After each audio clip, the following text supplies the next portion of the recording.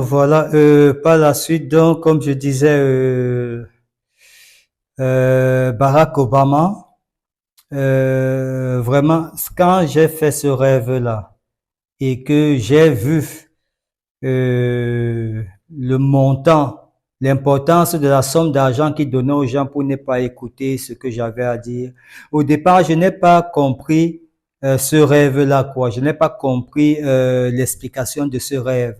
C'est avec le temps maintenant, près de 12 ans plus tard, que je commence à comprendre l'explication de ce rêve, quoi. Donc, Barack Obama, ça pouvait être que ce président Barack Obama, ça pouvait aussi être tout simplement une façon de me manifester qu'un homme politique important ou bien qu'un homme puissant de ce monde, quoi, a donné une somme importante d'argent aux gens afin que mon message passe inaperçu et afin que le plus grand nombre soit maintenu dans les cachots et dans l'asservissement mental dans lequel il se trouve. Mais bon, bref. Donc, après l'épisode de Barack Obama, il y a eu un autre épisode, vraiment un autre épisode très marquant. Ça veut dire que quand les révélations ont commencé à se faire très importantes, parce qu'entre-temps, on avait déménagé du quartier des Clés pour le quartier Wakam avec mon jeune frère. Et alors, dans ce quartier Wakam là, toujours à Dakar, vraiment, j'ai commencé à vivre des révélations de façon plus vive, quoi. Donc, ça veut dire quoi? Ça veut dire que, par exemple, comme on habitait un immeuble, je pouvais, vous savez, au Sénégal, ils ont une façon de construire généralement, hein. Au-dessus, là, c'est toujours on appelle ça comment? Ils construisent avec des terrasses au-dessus, là, toujours, quoi. Donc, j'allais souvent, moi, prendre du bon temps, quoi. Disons, me mettre à l'aise, prendre du bon vent au niveau de la terrasse.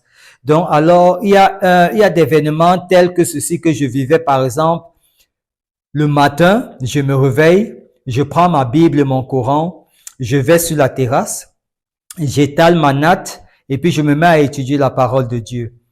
Alors, le temps que je descende pour prendre notre café à la maison, quand je remonte, je trouve qu'il a plu. Et même pas toujours le temps que je descends, des fois cette manifestation avec lui pendant que je suis encore là, quoi. Il pleut et il ne pleut que à l'endroit sur lequel je me trouve, en fait. Uniquement à cet endroit. Tu regardes partout ailleurs, là. Donc, ça veut dire que c'est un cercle de quoi? D'à peine 1 mètre de circonférence, quoi. Je sais pas comment dire, quoi. 1 mètre ou, oui, 1 mètre de circonférence. Il ne pleut qu'à cet endroit-là. Et puis, voilà, quoi. Mais c'est pas quand je dis qu'il pleut, c'est de la rosée qui tombe du ciel, quoi. La rosée du ciel tombe à cet endroit-là et puis ça humecte, ça mouille un peu les livres. Pas mouillé, quoi. Voilà, quoi. Mais donc, Dieu est puissant, hein. Dieu est puissant. Donc voilà, je vous disais donc que dans ce quartier, hein, après avoir fait maintes autres expériences, hein, où j'ai dû voyager, je suis allé à Tivaouane, je crois, pour rencontrer les Sérines qui se trouvent dans cette zone-là. Je suis allé à Touba, à Ville-Sainte du Sénégal, où j'ai croisé un Marocain qui m'a dit que non, vraiment le type de révélation que j'ai pour comprendre vraiment ce qui se passe, il faut plutôt que, parce que moi je lui disais, est-ce que je dois aller à la Mecque? Et tout, il m'a dit que non, c'est pas la Mecque, il faut plutôt aller à Médine. C'est là-bas où on peut te donner les bonnes informations et tout. Vous voyez ce genre de truc, quoi. Donc, pour revenir à ce que je disais, dans le quartier Ouakam, j'ai commencé à vivre des révélations tellement intenses qu'un jour, après avoir récité les psaumes pendant pratiquement 2 semaines d'affilée, il y a une force invisible qui est rentrée dans ma chambre. Au point où je branche mon téléphone, il y a une force que je ne vois pas, quoi, qui débranche mon téléphone du mur, quoi. Je rebranche, j'avais un téléphone mural, quoi. Les téléphones, on appelle ça comment? Les téléphones de domicile, quoi, de maison. Donc, avec les prises murales, là, quoi, voilà, quoi. Je branche une force que je ne vois pas débranche. Je dis, mais c'est quoi ça et tout? Et comme je vivais tellement de choses, telles que, entre autres, je me faisais droguer. C'est-à-dire qu'une fois, j'ai acheté du café dans la rue, je me suis fait droguer, je me suis évanoui. Quand j'étais évanoui, je ne sais pas ce qu'ils m'ont fait. Une autre fois, ils m'ont amené au commissariat. Voilà, en tout cas, ça vient, quoi. Donc, j'ai été évanoui comme ça 2 fois, en tout cas, à Dakar. Ça veut dire qu'une première fois, dans le café, j'ai bu le café, j'avais ma guitare à main. Et puis, j'ai pris un café tout bas. Ils vendent le café dans des petits gobelets, quoi, sachets, dans des petits gobelets plastiques, là, et tout. J'ai pris un café et tout. J'ai bu. Quand j'ai bu le café, j'ai senti une force bizarre entrer en moi, quoi, et tout.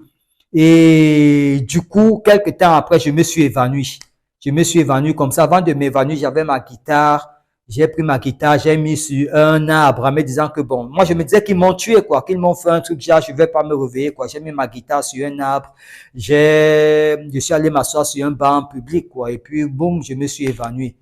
Au moment où je me suis réveillé, là, je ne sais même pas ce qui s'est passé ou bien, voilà, quoi. Donc, il y a eu des événements comme ça. Donc, je disais, donc, j'étais dans ma chambre avec cette énergie que je n'arrivais pas à distinguer et tout.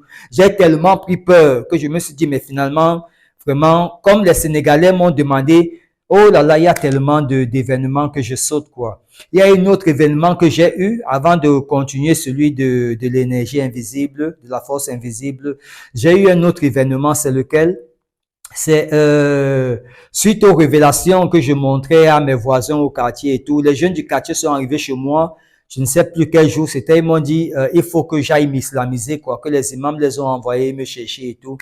Alors ils m'ont demandé de m'apprêter, comment on le fait pour voilà, quoi. Comme on dit chez les musulmans, pour renaître de niveau selon la foi musulmane et tout. Musulmane, je l'ai fait et tout. Alors quand je l'ai fait comme ça, ils m'ont pris, on est allé à la mosquée, j'ai rencontré les imams, on a un peu discuté. Et puis, ils m'ont demandé de réciter la profession de foi, quoi, la confession de foi, je sais pas très bien. Donc voilà, j'ai commencé, ils m'ont dit comment il faut la réciter, ils ont voulu que je la récite en arabe. Je leur ai fait comprendre que je ne peux pas réciter quelque chose que je ne comprends pas. Donc, je dois le faire en français. Ils m'ont dit, OK, ils vont dire en arabe et l'autre disait en arabe, l'un traduisait en français et j'étais censé répéter ça en français, quoi. Ils ont dit, j'ai tout répété et lorsque je suis arrivé au niveau du prophète Mohamed, j'ai passé ça, j'ai dit Mohamed est son messager, mais j'ai fini ma profession de foi en disant et Jésus-Christ est son bien-aimé et bienheureux fils. Oui, et je le dirai partout où cela me sera donné de dire, parce que c'est le message que j'ai reçu. Et lorsque je l'ai dit comme ça, tous ceux même qui m'avaient amené à la mosquée, qui m'avaient pris, moi je ne leur ai rien demandé, hein, c'est eux qui me disent, viens, tu vas t'islamiser, parce qu'on sent que ce que tu reçois là, c'est l'appel du prophète. C'est l'Éternel qui a parlé au prophète pour que le prophète, bon, vous savez, quand vous n'êtes pas encore ancré, je vivais Dieu, je vivais l'amour de Dieu, mais je ne vivais pas la présence et la compréhension des choses de Dieu. Vous comprenez un peu? Donc, il y a un pan de la spiritualité. En tout cas, tout ce pan-là, donc j'étais manipulable en fait. Parce que moi, j'étais naïf et je me contentais de penser que peut-être tout le monde est content de vivre, de me voir vivre ce que je vis. Tout le monde est content de voir que bon, je peux poser les mains sur des gens et que l'énergie sort de mon corps et rentre dans ces personnes. Tout le monde voyait. Donc, je me disais que ça devait être la joie pour tout le monde qui vivait cela, quoi. Alors que, en réalité, il y a des gens qui voyaient ça d'un autre œil. Alors, ce sont ces mêmes gens qui m'ont pris pour m'amener m'islamiser. Ces mêmes jeunes-là se sont transformés en dragons. Ça veut dire que je ne les reconnaissais plus, quoi. C'est eux qui voulaient porter la main sur moi, quoi. Et puis, les imams, ce sont plutôt les imams qui m'ont protégé cette fois-là, quoi. En demandant à ces jeunes-là de ne pas me porter la main. Et voilà, quoi. Je suis sorti de la mosquée, je suis rentré. Quand je suis rentré, je ne sais pas ce qui s'est passé. Ces deux imams qui voulaient me faire me convertir à l'islam. Ils sont arrivés à la maison. Donc, les jeunes ont dû leur montrer où j'habite et tout. Ils sont arrivés et ils viennent me demander, mais vraiment, tu es arrivé à la mosquée tout à l'heure. Qu'est-ce qui s'est passé? Explique-nous un peu. C'est là où je commence à leur expliquer ce que j'ai vécu, la parole de Dieu que j'ai reçue. Je leur sors, j'avais imprimé les images que je filmais là, j'avais imprimé ça sur des papiers format et tout. Je leur montre, voilà les messages que je reçois, quoi. Donc, il est hors de question pour moi que j'arrive, l'ordre que j'ai reçu, vous ne soyez pas d'accord avec cet ordre-là, mais vous vouliez que je vous rejoigne, quoi. Ils m'ont dit que, ok, ils ont compris vraiment, ils ne savaient pas que c'était comme ça et tout, ils sont repartis. Mais c'est là où toutes mes persécutions, en réalité, avaient commencé à Dakar. Les gens ont commencé à me suivre, c'est le gang stalking, comme on dit, ils ont commencé à me suivre, les paroles de dénigrement, ils ont commencé à me mettre des choses dans la nourriture, des choses dans les boissons et tout, et voilà quoi. Donc je reviens donc maintenant quand j'étais dans mon appartement et que je me suis senti en danger, alors j'ai dit vraiment c'est trop. Avec toutes les persécutions que je vis au Sénégal, vraiment, je suis allé dans une ville où on a failli me tuer, quoi. C'est-à-dire que je vais voir quelqu'un pour qu'il m'islamise, il prend le poignard et puis il veut me faire entrer dans une pièce. Moi, je ne sais pas que dans la mosquée, là, il y a une morgue à l'intérieur, quoi. Il veut me faire entrer dans la pièce avec lui. Moi, je suis là, je le suis comme un timbré, quoi. Parce que je ne savais pas à quoi servait le couteau.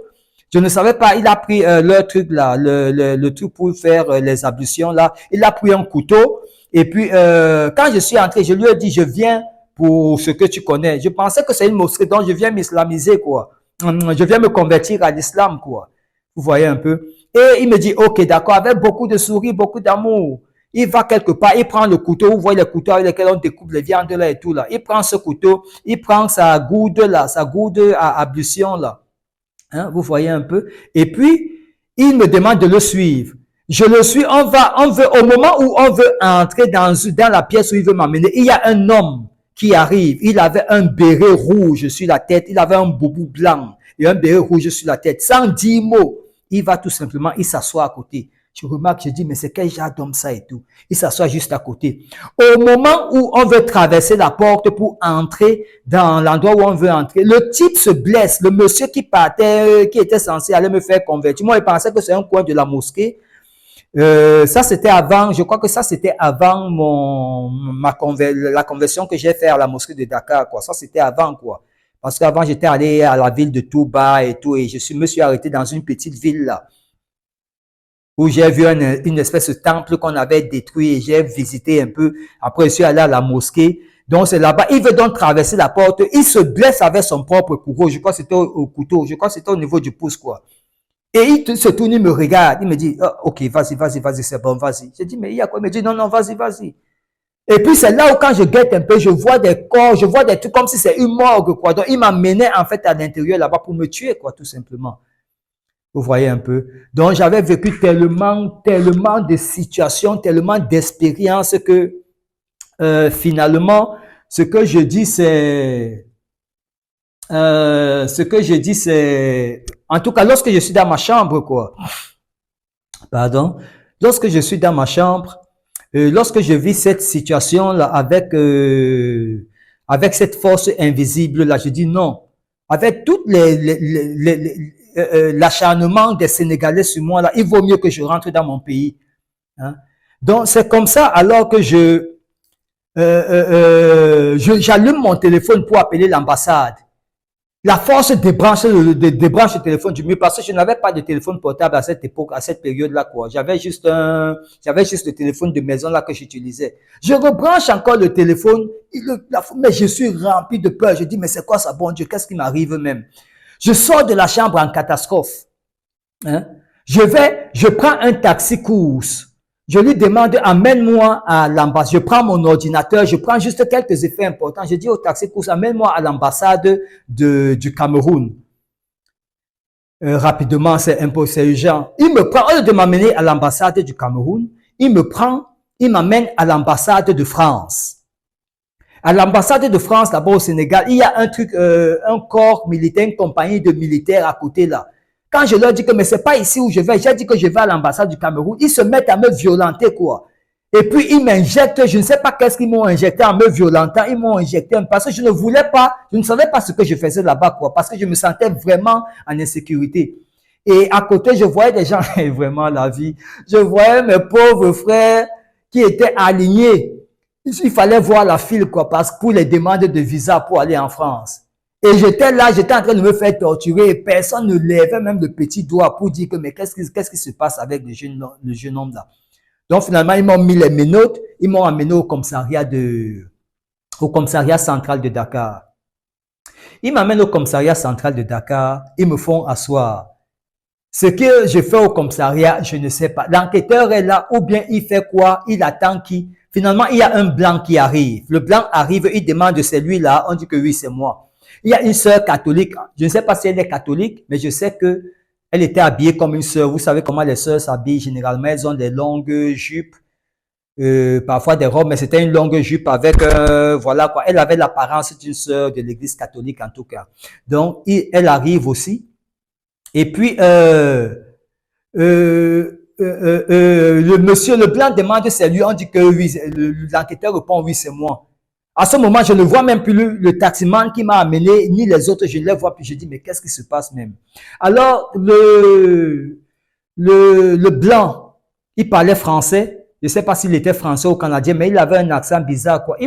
Il sort 2 téléphones et un passeport qu'il donne à l'enquêteur. Quand je regarde le passeport, l'enquêteur ouvre le passeport, j'ai l'impression de voir mon visage dans le passeport, mais je ne comprends pas. Je ne sais pas ce qui se passe, quoi. Donc, il a donc 2 téléphones comme, vous voyez les talkie-walkie, pas talkie-walkie, les téléphones d'avant, vous voyez un peu, non? Pour les gens qui connaissent, par exemple, le Dina 8000, le premier téléphone portable, là, quoi. Vous voyez, donc, il était bizarre, jamais. Ils avaient des modèles comme ça, mais en plus petit.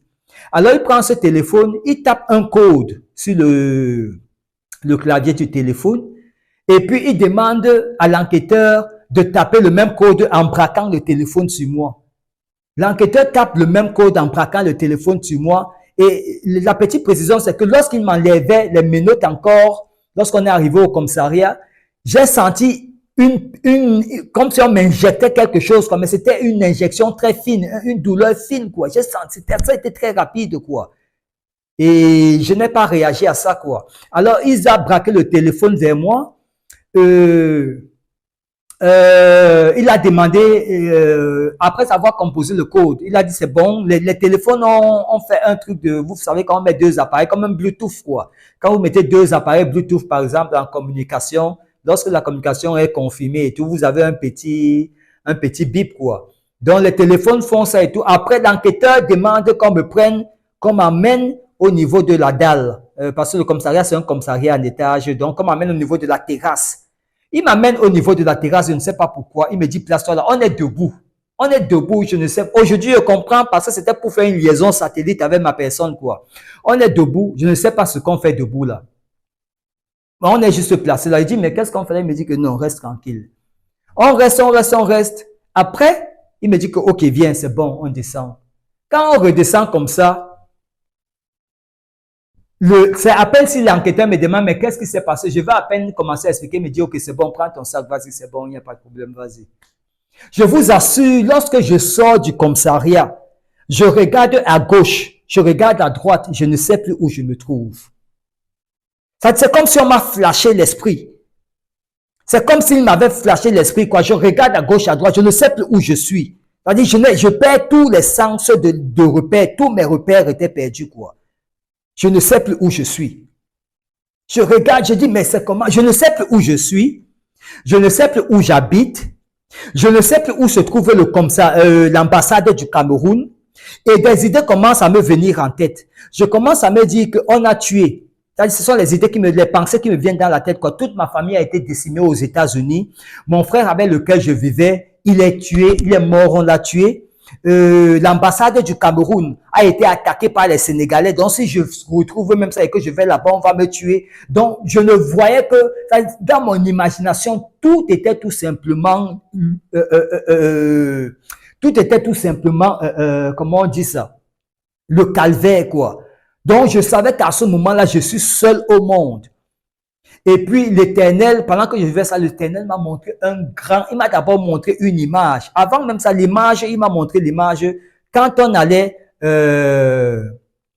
le taximan m'amenait à l'ambassade du Cameroun, quand je lui ai demandé de m'amener à l'ambassade du Cameroun et qu'il m'a amené à l'ambassade de France, je regardais un mur étant assis j'étais assis dans le taxi, il roulait et on traversait une esplanade et je regardais un immeuble, un grand mur, quoi. Et puis tout d'un coup, je me suis vu une projection, quoi. Je me suis vu sur ce mur.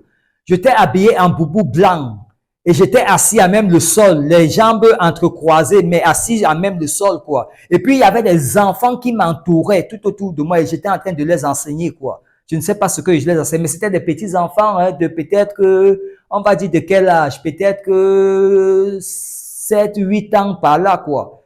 Donc, ils étaient tout autour de moi et ils étaient aussi habillés en blanc, quoi. J'étais en train de les enseigner. Donc, j'avais eu cette vision-là. Et ensuite, quand je suis sorti du commissariat, l'Éternel m'a fait voir une autre vision, quoi. J'ai vu un grand arbre.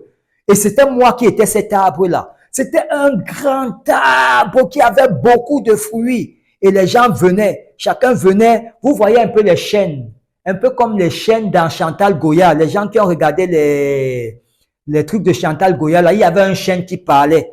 Donc, j'étais comme ce chêne-là, là, et j'avais plein de fruits. Mais ce n'était pas un chêne parce que les fruits étaient des fruits à pulpe, quoi. Voilà, quoi. Et les gens venaient, ils cueillaient des fruits, quoi. Et j'ai eu une sensation bizarre qui m'a envahi l'esprit en me disant que voilà comment je vais finir. Donc, les gens vont tout simplement venir me sucer comme des fruits. Donc, c'est comme ça que, et j'étais triste. Et j'étais triste comme ça et je ne savais pas où j'étais. Je ne savais pas où partir. Je ne pouvais appeler personne aux États-Unis. On a décimé ma famille. Mon frère avec lequel je vis, on l'a tué. L'ambassade du Cameroun a été attaquée. Donc, je ne peux même pas chercher à savoir où se trouve l'ambassade. Je suis allé m'asseoir sur un banc public, tout simplement. Je suis allé m'asseoir sur un banc public. Et quand je suis arrivé sur cet espace public, là où il y avait des bancs, j'ai commencé, je faisais des choses que je ne comprenais plus. J'ai commencé, quand je voyais un objet à terre, peut-être une canette de coca ou bien un papier, un format qu'on avait jeté, je prenais, je mettais dans la poubelle. Je voyais des trucs, je prenais. Et c'est à ce moment où j'ai commencé à faire l'expérience où j'entendais des voix dans ma tête. Je veux que vous me compreniez bien parce que ce témoignage-ci est un témoignage fidèle. Je n'ai oublié aucun élément de tout ce que j'ai vécu. Au contraire, il y a même ceux que je ne peux pas raconter parce qu'il y a tellement d'événements que s'il fallait raconter tout ça en vidéo, ça prendrait beaucoup de temps, quoi. Donc, c'est à partir de ce moment où j'ai commencé à faire l'expérience de ce qu'on appelle voice in school. Ou c'est school voice, je sais pas. Ça veut dire que les voix crâniennes, les voix intracrâniennes. C'est un procédé technologique en tout cas qui consiste par un certain type d'appareil, je sais pas si on appelle ça appareil non létaux ou je sais pas comment, des armes non létales, quelque chose comme ça, qui permet d'envoyer des impulsions et qui peuvent faire en sorte que vous puissiez entendre les voix dans votre tête où que vous soyez. Ils se servent d'une liaison satellite, donc ils partent d'un appareil qui envoie la liaison au niveau du satellite. Et il faut qu'ils aient, sur ta personne, la personne qui reçoit ces signaux, il faut qu'ils aient installé un point de liaison, quoi. Et ça fait que vous pouvez, et parfois même pas de point de liaison, on braque tout simplement l'appareil vers vous, et puis vous commencez à entendre des voix, vous commencez à entendre des choses dans votre tête, et vous vous dites que ces choses sont réelles, alors que ces choses sont voilà, quoi. Donc, c'est la première fois où j'ai fait cette expérience de voix intracrânienne, quoi, où j'entendais des voix dans ma tête et tout. Donc, en ramassant donc ces trucs et tout, de part et d'autre, j'entends donc la voix des filles. Il y avait des filles qui étaient assises là, des jeunes filles, des jeunes filles, quoi, des adolescentes, si vous voulez, qui disaient, ne fais pas alors semblant. Ne fais pas alors semblant, tu fais semblant à partir de ce moment, jusqu'à ce jour où je vous parle, je vis ces voix-là, quoi. Je vis ces voix jusqu'à ce jour et je sais à quel moment ces personnes ont pu installer ces choses dans mon corps. C'est au moment où j'ai été évanoui. Donc, je continue donc je ramasse donc ces objets-là et tout. Ces filles, ces adolescentes me disent, ne fais pas semblant, tu fais semblant et tout, tu fais semblant. Mais moi, je ne réagis pas, quoi, parce que je ne comprends même pas ce qui m'arrive. Et puis finalement, et là, on va déjà vers la soirée, quoi. Je vais m'asseoir sur un banc public. Je m'assois sur le banc public comme ça. Et puis, la nuit me trouve là. La nuit me trouve là. Et quand la nuit me trouve là, je commence à subir les attaques. Donc, entre autres, un vieux là, comme me dit être Serine Touba. Il vient, il commence à m'attaquer parce que je me rends compte de ce qu'on m'a fait. Et je commence à le professer à haute voix que personne ne peut rien me faire parce que c'est la main de l'Éternel qui est sur moi. Je commence à le professer en haute voix. Quand je parle, tu vois comment les arbres bougent. Je dis un combat terrible. Et il y a une fille qui me dit que mais celui même que tu pries là, elle me dit le voilà, c'est Serine Touba. Elle me montre un homme qui est pieds nus, qui n'arrête pas de venir jeter les choses devant moi et tout. Je vous dis un combat terrible devant les gens comme ça, quoi. devant les gens comme ça, quoi, un combat avec un vieil homme qui peut avoir l'âge de mon père, quoi. Je ne sais pas où il est sorti. Parce que j'étais en train de me plaindre que, mais je ne veux pas. Je suis venu au Sénégal en paix. Et je dois quitter du Sénégal en paix. La main de l'Éternel est sur moi. Aucun Sénégalais ne peut rien me faire. Je le professe par le sang de Jésus-Christ qui m'a été dévoilé. Ils viennent, ils jettent les choses devant moi et je les traverse. Quand je traverse ces choses, je leur dis au nom de Jésus-Christ, je traverse ces choses. Sénégal, tu ne peux rien contre moi. Ils me disent que, mais celui que tu pries là, c'est Serine Touba. Je leur dis, vous mentez, ce n'est pas celui que je prie. Je prie Jésus-Christ, je prie celui qui m'a appelé. Ce n'est pas votre Serine Touba que je prie. Donc, quand je fais comme ça, le combat, finalement, cet homme va, je ne sais pas, il entre dans un truc là, il disparaît, ou bien quelque chose se passe. Et puis, j'ai un ami là, il vient encore me donner un petit café. Un ami, ça dit, je suis au centre-ville, je ne sais pas où j'habite. Cet ami là, je l'avais vu la veille, ou bien 2 jours avant. Hein? Je l'avais vu, on s'était parlé un peu. Et je le trouve au centre-ville. Il vient vers moi, il me dit, bois ce café, le café tout bas. Je lui ai dit, non, merci, je ne bois pas ça. Et j'ai vu que c'était comme si c'était de la figuration, parce que je sentais que ce n'était pas lui. Et on voulait me faire boire quelque chose qui n'était pas normal. J'ai dit, je ne bois pas. J'ai continué à marcher en prière, je marche en prière. Là, il doit être derrière peut-être que dans les 19h, 20h. Il n'est pas très tard, hein. Il est dans les 19h, 20h. Je marche en prière comme ça. Après, maintenant, il y a une voiture de policier, une pick-up qui vient, qui s'arrête à mon niveau. Je ne sais pas ce que les gens se disent entre eux. Ils s'arrêtent à mon niveau pendant que je suis en train de marcher en priant. Et puis, quand ils me traversent, ils continuent. Comment ils me disent qu'ils sont partis, quoi? Quand je continue à marcher, j'entends une douleur vive au niveau de ma nuque, comme un tir, comme si on a tiré sur moi, mais je n'ai pas entendu de bruit, quoi. J'entends un tir au niveau de ma nuque, bah, je dis, mais c'est quoi ça? Et puis, quand je touche ma nuque comme ça, il y a légèrement du sang. Je touche ma cuisse, il y a encore légèrement du sang, mais je dis, le sang là sort d'où? Je repars au commissariat pour leur dire que, mais on tire sur moi, il y a quelqu'un qui tire sur moi, mais je ne vois pas qui c'est. J'ai le sang qui sort sur moi, je ne sais pas d'où sort ce sang-là. Ils me chassent. Ils me disent, sors rapidement d'ici. Je leur dis, mais ils me disent, sors, va-t'en. Je sors du commissariat, ils avaient un petit truc là, il y avait des camions garés. Je peux pas me cacher derrière ces camions-là, quoi. Parce qu'entre-temps, je voyais un immeuble. Et j'avais l'impression que c'est de là où les tirs sortaient. Parce que je voyais des trucs de lumière sortir de là et venir vers ma direction, quoi. Comme si quelqu'un qui tire, quoi. Mais donc je me cache comme ça. Après un moment, je sors, je dis que ce qui doit m'arriver, quoi. Donc, pendant ce temps, ma nuque ne fait que gonfler. Ma nuque ne fait que gonfler. Je me retrouve encore dans le même jardin public. Je dis, mais ça, c'est quoi ça? Et je continue à prier. Je prie en marchant. Je prie, j'invoque. J'ai même commencé à chanter la Ouma qu'ils ont dans le Coran. Là, ils ne savent pas comment on chante, ce que ça veut dire faire la Ouma. L'Éternel m'a révélé ça. J'ai commencé à faire la Ouma. Je dis, le ciel s'ouvrait comme je voyais des choses terribles, quoi. C'était un combat que vous ne pouvez pas imaginer. Ensuite, je reçois encore un autre tir sur mon pied gauche, au niveau de la plante de pied, au-dessus de la plante de pied. Je regarde mon pied comme ça, mon pied devient tout noir. Mon pied devient tout noir. Je continue à marcher en priant. Je dis, mais c'est quoi ça? Et je sais que je suis seul, donc je ne peux demander de l'aide à personne. Toutes les gens qui sont autour de moi sont comme une équipe, comme une armée qui s'est retrouvée autour de moi pour me détruire. Ils veulent me tuer, quoi.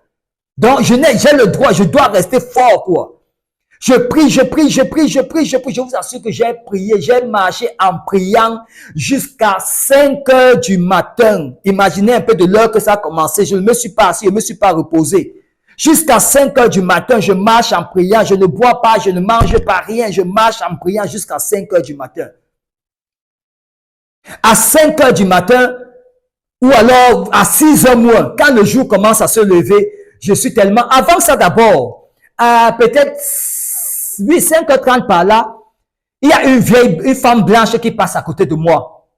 Elle me dit, c'est bon, tu as eu. Je dis, mais elle me dit, c'est bon, ça veut dire quoi? C'est bon, j'ai eu. C'est qui ça qui me parle? Je continue à marcher en priant. Mais après, je suis tellement fatigué, je retourne sur le même banc public là. Je m'assois sur la même place publique, je m'assois sur un banc public parce que je suis à bout. Je me rappelle que la dernière chose que j'ai vue, c'est un corbeau qui est venu comme ça, qui est venu du ciel. Il s'est placé devant moi comme ça. Il picorait je ne sais pas quoi sur le sol là. Je me suis évanoui. Je ne peux pas vous dire si je me suis évanoui. Mon cou gonflait comme ça. Le pied, je ne peux pas vous dire si je me suis évanoui ou bien je suis mort. Mais ce qui m'est venu à l'esprit pendant que je vivais ça, la dernière chose que j'ai dite dans mon fort intérieur, j'ai dit, Seigneur, donc c'est donc comme ça quand l'homme meurt. Dès que j'ai seulement dit ça, j'ai fermé les yeux. Je ne sais pas ce qui s'est passé, à quel moment, après combien de jours, je me suis réveillé. Les choses ont commencé à revenir dans ma tête. Mais je savais toujours que ma famille n'existe pas, que je n'ai plus personne. Et tout ça, je suis en ville, peut-être 2-3 jours après, comme ça, je passe ça comme ça dans le centre-ville. C'est après que la mémoire commence à me revenir. Et entre-temps, ce que je ne vous dis pas, c'est que lorsque je sors du commissariat, du centre-ville de Dakar, là, et je sors du commissariat, je ne sais pas où je suis, mais je sais qu'on m'a fait quelque chose. Alors je dis, je vois 2 blancs qui viennent vers moi. Ils sont peut-être à 200 ou 300 mètres. Je dis dans mon cœur, je sais que c'est vous. Dans mon cœur, je ne parle pas, je dis dans mon cœur, je sais que c'est vous. C'est vous qui êtes en train de vouloir me fermer la bouche parce que vous savez ce que j'ai reçu et vous ne voulez pas que les gens sachent ça. Et vous êtes en train de vouloir me rendre fou et prendre ce que l'Éternel Dieu Tout-Puissant m'a confié. Je vous assure que j'entends la voix de ces 2 blancs-là dans ma tête dire que effectivement c'est nous et on a déjà pris ça et on va encore prendre.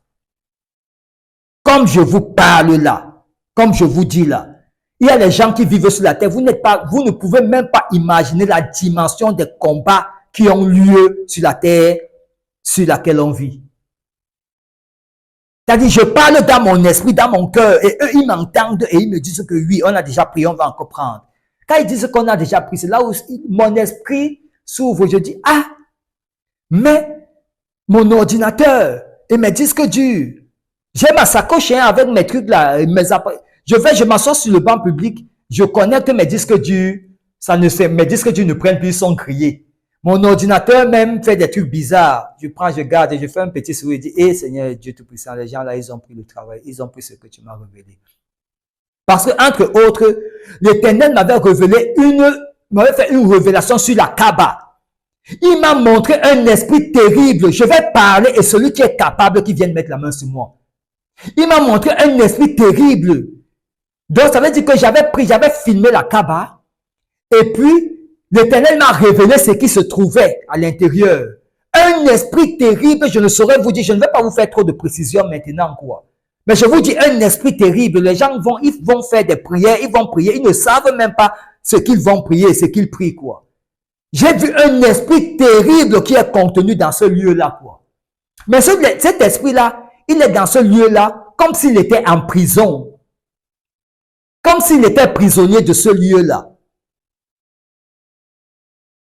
Donc, c'est quand j'ai commencé à avoir trop de révélations, même que j'ai commencé à avoir ce conflit dans ma chambre avec des esprits invisibles où j'ai dû fuir la chambre, quoi. Donc, c'était un peu pour vous dire, donc voilà, donc, ensuite, maintenant, lorsque je me rends compte qu'ils ont, parce que c'est pour vous dire que l'une des informations qu'ils ont prises, j'avais l'image de cet esprit-là, je ne peux pas vous dire maintenant à quoi il ressemblait. Je vous dirai ça quand Dieu voudra, en son temps, quoi.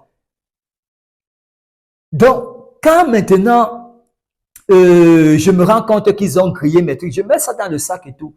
La mémoire commence à me revenir peu à peu, petit à petit, peu à peu. Finalement, je prends mes 2 pieds, je commence à marcher un peu, je me renseigne.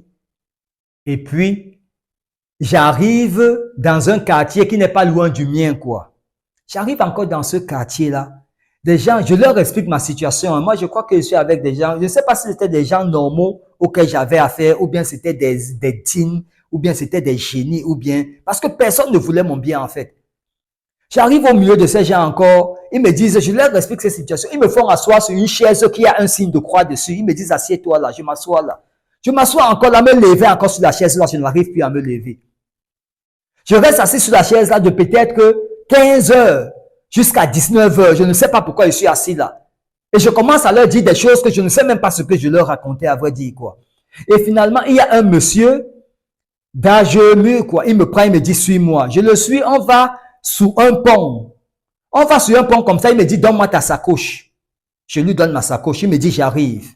Je vous assure que dans ma sacoche, il y avait mon ordinateur, il y avait mes trucs là, il y avait mon passeport, il y avait tout ce que j'avais quoi comme truc là. Il prend ça, il est parti avec tout ça.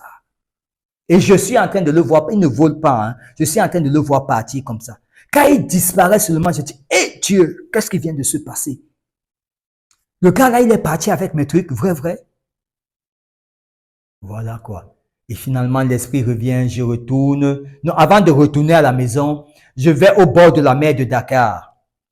Quand il m'a pris mes trucs comme ça, au bord de la mer de Dakar, l'Éternel me montre les choses. Il inscrit un signe sur ma main qui a la forme de 7. Le même signe, je vois souvent ça dans le ciel. Il inscrit ça sur ma main. Il inscrit un signe sur ma cuisse. Maintenant, je regarde, je suis au bord de la plage de Dakar et je regarde vers l'île de Gorée. Je crois que c'est la grotte de Gorée, qu'on est l'île de Gorée. C'est la grotte là qu'on aperçoit souvent à partir de la plage à Dakar là. Donc, je regarde vers ce sens, dans ce sens-là. Je crois que la plage, c'est pas loin de Ouakam, le quartier Ouakam. Je regarde dans ce sens-là et je vois des signaux. Le Seigneur grave des signaux sur la pierre. Et ces signaux se retrouvent aussi sur ma main. Il me dit que ma souffrance va durer, je crois il avait dit 10 ans, 9 ans, non 8 ans. 8 ans. Après 8 ans, il y aura je crois 2 ans de reconditionnement ou bien je ne sais pas quoi. Après il y aura 1 année, je ne sais pas de quoi. Et ensuite maintenant, il n'y avait plus de... C'est-à-dire que quand je voyais ces chiffres s'inscrire, c'est comme ça que l'interprétation venait dans mon esprit, quoi. Et en même temps, je vivais des phénomènes tels que les Sénégalais, je les entendais parler en leur langue, en Wolof. Ils parlaient en Wolof et moi, j'entendais ça en ma langue maternelle. Je suis Bassa d'origine. Ils parlaient en Wolof et moi, j'entendais tout ce qui se disait en Wolof. Moi, j'entendais ça en ma langue maternelle. Je disais, mais c'est pas possible, qu'est-ce qui m'arrive? Et ensuite, donc, j'ai finalement pu trouver le chemin de la maison. Je suis rentré à la maison. Et quand je suis rentré à la maison, j'ai retrouvé mon frère. Je lui ai raconté tout ça. Il était très content de me voir, vraiment. J'ai raconté tout ça et c'est terrible, hein. Vous ne pouvez pas imaginer. C'est terrible et je vais passer d'autres étapes, quoi. Je vous ai dit, c'est un témoignage, hein, mais il est vraiment long. Je n'aimerais pas qu'il fasse plus de 2 heures, maximum 2 heures. Mais il est important que je fasse ce témoignage. Et bien entendu, au fur et à mesure, peut-être il y a des événements qui me reviendront à l'esprit, qui me reviennent même à l'esprit, mais que je ne peux forcément pas vous exposer dès maintenant parce que sinon, comme je vous ai dit, la vidéo va prendre beaucoup de temps. Donc, voilà quoi. Donc, je retourne à la maison. Les choses font semblant de rentrer encore à nouveau à l'ordre et tout. Donc, je commence à revivre certaines autres expériences. Vraiment, Dieu est formidable, hein. Je commence à vivre certaines autres expériences, mais je décide de quitter le Sénégal parce que la torture ne s'arrêtait pas, quoi. Et entre autres, ils avaient réussi à me mettre en conflit avec mon frère, avec lequel je vivais. Donc, on n'arrivait plus à vivre en paix parce que lui aussi n'arrivait pas à comprendre la dimension spirituelle à laquelle j'étais arrivé, quoi. Donc, je vivais des choses terribles. Je vivais des choses terribles, quoi. La présence de Dieu, elle est terrible, quoi. Ce n'est pas la bouche, ce n'est pas parler de bouche, quoi. C'est quand Dieu est avec son messager, quand il est avec son serviteur, il manifeste sa présence de façon visible et de façon invisible. C'est la raison pour laquelle je suis encore en vie et que je peux avoir la force de faire ce type de témoignage, quoi. Parce que j'ai combattu contre les forces mystiques de tout un pays et pas seulement de tout un pays, de toute une zone géographique, l'Afrique de l'Ouest. Je ne peux pas rentrer dans trop de détails. Donc voilà, il a fallu que je quitte le Sénégal par la suite. Et au moment, écoutez, hein, je dois quitter le Sénégal, je prends mon billet d'avion, je veux retourner au Cameroun parce que j'en ai marre. Je prends mon billet d'avion et je dois voyager le lendemain à 4 heures du matin.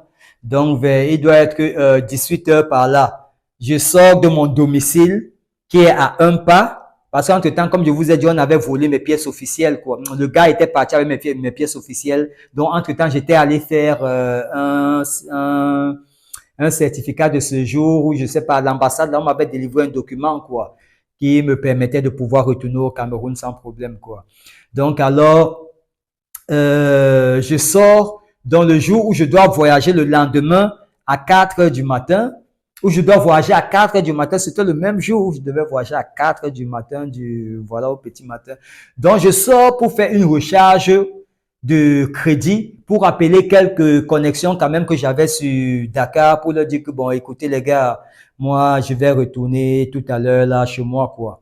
Donc, on se dit seulement à une autre fois si Dieu permet, si Dieu bénit. Donc, pendant que je suis en train de faire le transfert, boum, voilà encore un pick-up qui vient garer. Ce sont les policiers. Monsieur, présentez-vous. Je dis, ah, monsieur, présentez-vous. Je dis, ok, j'habite là à 2 pas, s'il vous plaît. Est-ce que je peux aller prendre mes documents? Ils me disent que non, présentez-vous ou bien on vous embarque. Bah, ils me prennent, ils me mettent dans le... Je leur dis, mais j'habite là, je voyage là, à 4 heures du matin, s'il vous plaît, laissez-moi prendre... Venez avec moi, je vous donne mes pièces. Voici la maison, laissez-moi prendre les pièces là. Ils disent non. Ils me font monter à l'arrière de la pick-up avec d'autres Sénégalais et tout, mais c'est des wise men, quoi, c'est des gamers, c'est des bandits. Ça, je le dis, c'est des bandits.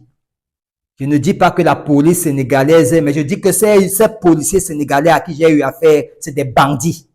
Voilà. Qui reviennent encore. Donc, voilà. C'est pas possible d'être aussi mécréant et malsain.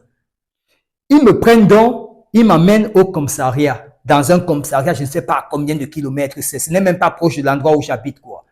On roule, on roule, on roule. Je suis derrière avec des talibés. Les talibés, c'est les disciples de Serine Touba et tout, quoi.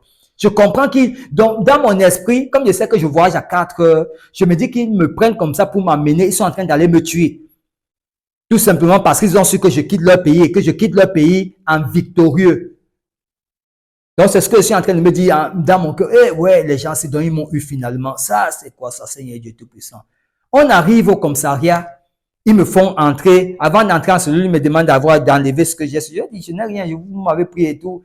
Je leur dis, je commence à les supplier que, s'il vous plaît, je vous ai dit que je voyage à 4 heures du matin. C'est la raison pour laquelle je n'ai pas mes pièces sur moi là. Parce qu'on a volé, mais quelqu'un est parti avec mes pièces et je n'ai que mon certificat de séjour avec mon billet d'avion. Je vous ai supplié ils me disent que non, on te met en cellule. Ils me mettent en cellule maintenant. Je suis en cellule avec qui? Je me rends compte que je suis en cellule avec les marabouts de Serine Touba, les talibés. Ils me mettent en cellule, ils allument les encens en cellule. Ils font des trucs, ils commencent à faire des trucs bizarres. Moi aussi, je décide que toute la nuit, là, je ne dors pas. Toute la nuit, je suis en prière. Ils font les trucs là comme si on a mis, on fait, non, je suis fair play, je fais comme si je cause avec eux, mais je sais quelle est leur intention. Leur intention, c'est que si je dors, parce que je sais que si j'ai les yeux ouverts, peut-être que quelque chose, mais si je dors, ils vont me faire quelque chose. Ils allument les encens, ils font tout leur truc là, je reste jusqu'au matin. Le matin, je commence à frapper parce que là, j'en avais marre. Je commence à frapper leur portillon là, que laissez-moi sortir. Je ne suis pas sénégalais. Je ne suis pas un esclave du Sénégal. Je suis venu au Sénégalais avec tous mes documents. Vos frères m'ont volé mes documents. Je veux rentrer dans mon pays. Vous me prenez, vous m'enfermez. Vous me libérez aujourd'hui et tout de suite, quoi. Je commence à faire le bruit, faire le bruit, faire le bruit. Le commissaire entend les bruits, il dit, mais qu'est-ce qui se passe? On dit que voilà le jeune homme là et tout. Je vais devant le commissaire, je lui dis, mais qu'est-ce que ça veut dire? Il dit, mais libérez-le et tout. Je lui dis, mais libérez-moi, vous m'avez fait rater mon vol à 4 heures du matin, vous me libérez, ça sert à quoi de me libérer maintenant? Ça veut dire quoi? Pourquoi vous me torturez au Sénégal? Donc, c'est comme ça que finalement, on me libère, j'arrive à prendre un autre billet d'avion, je retourne au Cameroun. Lorsque je retourne au Cameroun, à peine j'arrive à l'aéroport, je trouve des policiers qui me disent, comme s'ils savaient ce qui s'est passé, quoi. Ils me disent qu'il faut que je fasse un récit de tout ce que j'ai vécu au Sénégal. Mais moi, comme je suis un homme de Dieu, un homme spirituel, il y a des choses que je dépasse, quoi. Quand on a affaire aux hommes qui sont immatures dans l'esprit et dans l'exercice de leurs fonctions, on leur montre qu'on a dépassé ce stade-là, quoi. Donc, au lieu d'accuser tous ces agents corrompus sénégalais qui m'ont traumatisé, j'ai dit juste à leurs collègues du Cameroun qui m'ont reçu que vraiment, je ne me plains de rien. Ils me disent que non, il faut écrire. Écrire, il faut dire parce que c'est très important, on ne sait jamais. Il faut écrire tout ce que tu as vécu au Sénégal. Et puis, et ils ne m'ont pas libéré directement. Hein. Ils m'ont donné le temps de le faire parce qu'ils voulaient absolument que je le fasse. Je leur ai dit, je n'ai rien à dire. Rien à dire. Je ne voulais ni faire de publicité au Sénégal, ni même leur faire croire qu'ils m'ont fait croire que ce soit quoi. Parce que l'élévation d'esprit que j'avais là, même étant au Sénégal encore, j'avais déjà gagné en élévation d'esprit. Donc, je n'avais pas le temps à perdre avec ce genre de choses, de commencer à accuser les autorités ou le commissariat du Sénégal d'avoir fait. Et peut-être même que ceux qui me demandaient ces informations-là voulaient savoir ce que je suis prêt à divulguer, ce que je sais. Pourquoi je viens au Cameroun, ce que je viens faire au Cameroun, est-ce que je viens dire ce qui s'est passé, est-ce que non, je n'ai pas le temps pour ça. J'ai reçu une mission. Voilà. Donc après, je suis arrivé au Cameroun. Au Cameroun, vous savez, ce témoignage, il dure, hein, mais prenez votre patience. Quand je suis arrivé au Cameroun, j'ai passé quelques temps au Cameroun. Vous savez, lorsque ma persécution a commencé au Sénégal, disons en 2013, il y a un système qui avait commencé, c'est que comme ils ont su que Dieu me parlait par les rêves, et Dieu dit dans sa parole qu'il se révèle à ses serviteurs, les prophètes, soit de derrière un voile, soit lorsqu'ils sont dans un profond sommeil. Ils avaient compris que c'est pas les rêves que je recevais des révélations et ils faisaient tout pour que je n'ai pas un sommeil paisible. Donc dès que j'essayais de dormir, ça frappait. Dès que j'essayais de dormir, ça cognait. Dès que j'essayais de dormir, donc lorsque j'arrive au Cameroun, en passant venu trouver la paix, je me rends compte que la même clique que j'ai laissée au Sénégal a un département au Cameroun. Au Cameroun encore, j'ai vécu ça plus que là-bas. Alors au Cameroun maintenant, j'ai un ami. J'avais un ami à l'époque. Donc, il est décédé malheureusement. Son nom, c'est Aristide Betty, le fils du ministre de la Défense, monsieur, son Excellence Betty Assomo. Donc, son fils s'appelait Aristide Betty. Donc, on était potes, on s'est rencontrés pendant que je travaillais pour mon boss, dont je vous ai parlé au début, monsieur Minguela. Et il avait une radio qui était au sud du Cameroun, au sud du pays à Sang-Mélima. Donc, voilà quoi, la radio équatoriale. Donc, j'étais allé faire, j'ai fait une partie de ma formation là-bas. Ensuite, j'ai travaillé quelque temps à la radio là-bas. Donc, c'est de là où j'ai rencontré le fils du ministre Betty Assomo, qui était à l'époque préfet du Ndia et Lobo, je crois. Il était préfet du département de Ndia et Lobo, quelque chose comme ça. Donc son fils aimait la musique, quoi. Il était rappeur. Donc, c'est moi qui faisais ses instrus et tout, voilà, quoi. Donc, c'était tissé vraiment de liens amicaux très forts, quoi. Donc, d'ailleurs, je vais vous faire une petite parenthèse parce que je vous ai dit, je fais un témoignage, hein, et je le fais comme ça une fois pour toutes. Donc, j'ai eu cet épisode du ministre Betty Assomo revient parce que, vous savez, la vie est formidable. Quand j'ai rencontré cet ami-là dans le sud, vraiment tout se passait bien, hein? Donc on s'aimait beaucoup et il me revenait toujours, on disait que son papa c'était vraiment quelqu'un de très gentil. Vraiment quand les amis arrivent à la maison, il les met à l'aise et tout. Donc notre pote là vraiment Aristide, petit père à son âme, hein, que son âme repose en paix. Il est décédé malheureusement. Je crois qu'il est décédé en 2014, je ne sais plus trop bien, 2014-2015. Quand je suis rentré au Cameroun, j'ai appris qu'il était décédé, quoi. Donc, voilà un peu. Donc, qu'est-ce qui se passe donc? Quand j'arrive au Cameroun, en fait, et que je vis toute cette torture-là, finalement, je vais vers le ministre Betty Assomo. À l'époque, il était gouverneur de la province du littoral, donc qui couvre la région de Douala et tout le reste. Je passe par son fils même d'abord. Je dis vraiment ici, je vais rencontrer les parents parce que j'ai vécu des expériences et il était au courant même des choses que je vivais.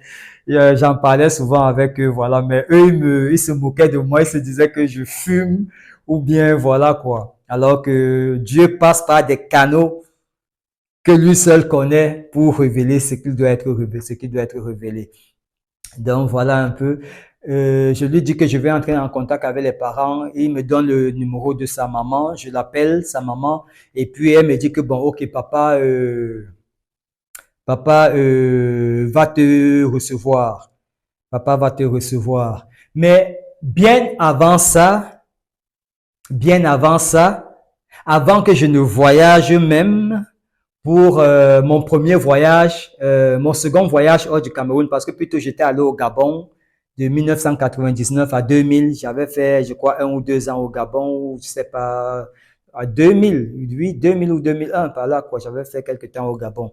Donc, mon second voyage, avant mon second voyage hors du Cameroun, j'étais allé rendre visite à mon ami au moment où son papa était gouverneur de la province du centre à Yaoundé. Son bureau était à Yaoundé. Alors, je suis allé lui rendre visite. On devait faire quelques sons, quoi, ensemble. Donc, chez lui là-bas à Bastos, ils habitaient à Bastos. Alors, je vais là-bas. Écoutez-moi bien, hein, vous allez comprendre ce qui se passe, quoi. Ça doit être en 2008. Ça doit être entre 2008 et 2009. Alors, je vais chez eux à Bastos. Quand je n'avais jamais vu son papa. Donc, depuis Saint-Mélima, le Ndja et Lobo, son papa était préfet. Je ne l'avais jamais vu comme ça en face à face, quoi. Mais j'entendais le père d'Aristide et tout, voilà, quoi. Mais je ne l'avais jamais vu. Donc, comme ça, alors, ce jour, quand je vais le voir, il vient, je m'arrête au portail, vous savez, les vigiles et tout, les hommes en tenue. Il vient me prendre au portail, mon pote Aristide vient me prendre au portail. Et puis, pendant qu'on traverse la cour, on traverse la cour et au niveau de la véranda, on trouve son papa. Il me dit, voilà, il te présente mon père. Je dis, ah, papa, bonjour et tout. Il me salue, ah, mon fils, ça va et tout. Oui, voilà, ça va bien et tout. Ouais. Voilà, comme vous savez, les parents et tout. Et puis, on entre. On va, oh, ma batterie, hein.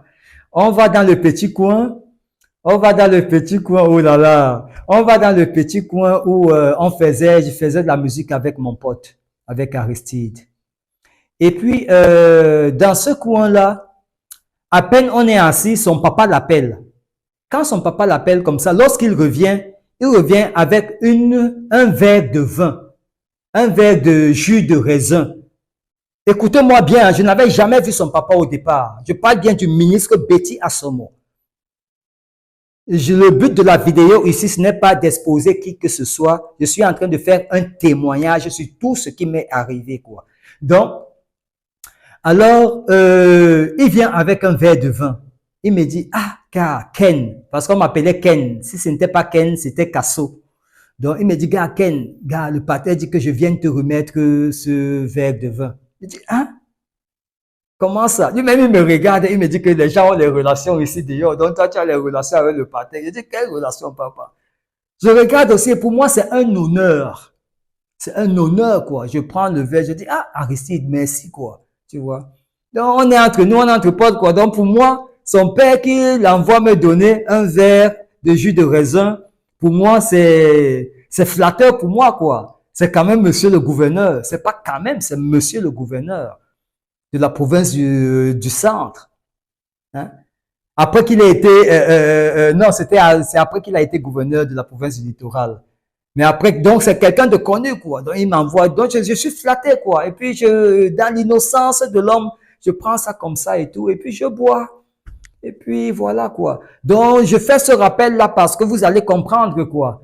Donc ensuite la vie a continué normalement. Je me rappelle même que puisque son fils faisait des études en télécommunication en Tunisie, Aristide Betty, paix à son âme à nouveau, que vraiment l'éternel ait pitié de son âme, où qu'elle soit, quoi. Donc, il faisait des études en médecine et en technologie, en télécommunication, je veux dire, quoi. Donc, il me dit, je l'appelle, enfin, on communique par Facebook et puis je lui demande comme ça, mais gars, Aristide, tu te rappelles du way là, quand ton pater m'avait donné le vin là, il me dit que gars, moi-même, j'ai Wanda. J'ai Wanda moi-même, je n'ai jamais compris, quoi. Mais les gens ont les relations. Donc, pour nous, c'était un truc comme les coches, comme on dit au Cameroun, les coches dans les petites taquineries entre potes, voilà, quoi. Donc, je vous disais, donc, je reviens donc à mon retour au Cameroun. Ça, c'était une parenthèse que j'avais ouverte. Donc, lorsque je reviens donc au Cameroun maintenant,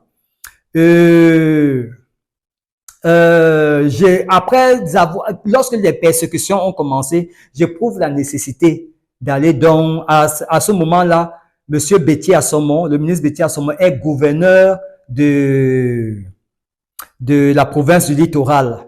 Donc, je sollicite donc à avoir un échange avec lui. Je vais vers lui, je lui propose mes services en lui disant que j'ai certains dons et tout, mais bon, certes, mon approche n'était pas la meilleure, quoi.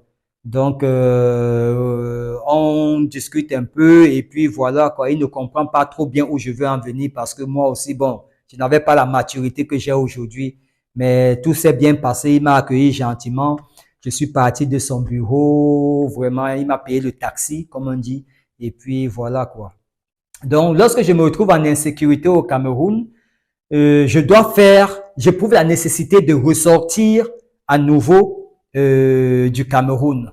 Parce que si je n'ai pas la paix à l'étranger, que je vienne chez moi, je vais même chez mon père, je n'ai pas de paix, je n'ai de paix nulle part. Je me rends compte que en fait, je suis appelé à une vie de combat, à une vie de challenge. Ça, c'est sur le plan spirituel. Et je n'ai qu'à assumer cela. Et pour assumer cela, il serait plus je trouve cela, pour ma part, être en combat hors de mon pays. C'est-à-dire que je préfère que ceux qui ne me connaissent pas, les pays dont je ne suis pas originaire, je préfère que eux, ils me torturent que de venir dans mon pays et de vivre la torture de la main des miens, quoi. Je trouve ça tellement lâche et tellement insensé que j'éprouvais la nécessité de ressortir, quitte à ce que à l'étranger là-bas, les autres me torturent, me fassent tout ce qu'ils veulent, mais que je sache que je suis à l'étranger, non pas dans mon pays.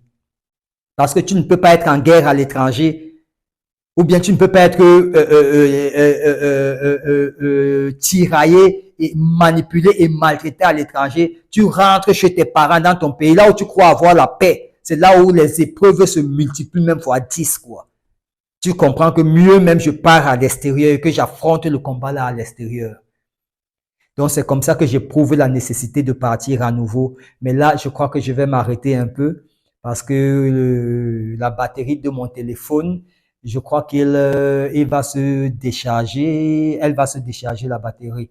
Donc, on se dit à tout de suite, hein. Allez.